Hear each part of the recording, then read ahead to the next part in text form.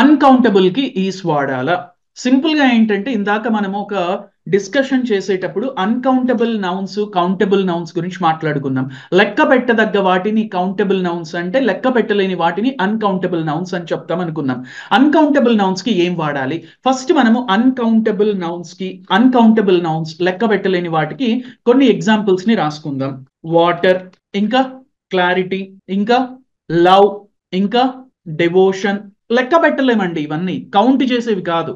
ఇప్పుడు సార్ అడిగిన క్వశ్చన్ ఏంటి అంటే, వీటికి ఈస్ వాడాలా ఆర్ వాడాలా అనేది question. Great question, thank you. ఒకసారి ఇక్కడ చూద్దాము.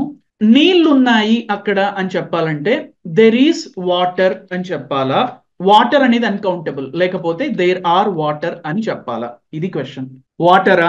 తెలుగులో చూస్తే నీళ్లు ప్లూరల్ గానే తీసుకుంటాం, అవునా? సో కాబట్టి మనం దానికి ఆర్ ని ఉపయోగించామనుకోండి, తప్పు. అన్కౌంటబుల్ నౌన్స్ కి మనము హెల్పింగ్ వర్బ్ అనేది ఎప్పుడూ కూడా సింగులర్ వర్బే తీసుకోవాలి. సింగులర్ కి సంబంధించిన వర్బ్ నే మనం తీసుకోవాలి అన్కౌంటబుల్ నౌన్స్ కి. సో దేర్ ఆర్ వాటర్ అని మనం చెప్పకూడదు, దేర్ ఈస్ వాటర్ అని మాత్రమే చెప్పాలి. ఇప్పుడు లవ్ ఈస్ గ్రేట్ అని చెప్పాలా, లేకపోతే లవ్ ఆర్ గ్రేట్ అని చెప్పాలా?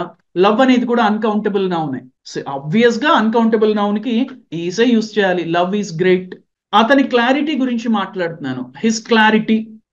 అతనికి ఎలాంటి క్లారిటీ ఉంది అంటే, అతని క్లారిటీ అద్భుతంగా ఉంది అని చెప్పాలి. అద్భుతంగా ఉండడాన్ని ఆసమ్ అన్న వర్డ్ తో చెప్తాం. His clarity is awesome, right? ఇప్పుడు హిస్ క్లారిటీ ఆర్ అంటే తప్పు. ఎందుకు? క్లారిటీ, స్పష్టత కౌంట్ చేయలేము, దాన్ని ఒక మొత్తానిగా మనం చూస్తాము.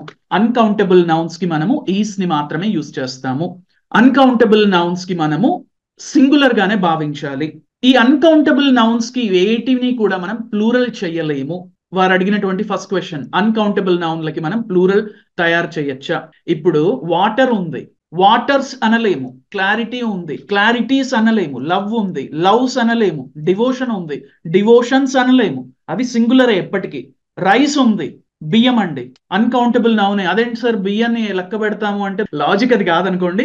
ధాన్యపు గింజలని లెక్క పెట్టగలమేమో కానివ్వండి, ఆ ధాన్యపు గింజలు అన్ని కొద్దిగా ఒక చోట వచ్చి చేరితే దాన్నే రైస్ అంటాం. That's it. అన్కౌంటబుల్ నౌన్స్ ని మనం సింగులర్ గానే కన్సిడర్ చేయాలి.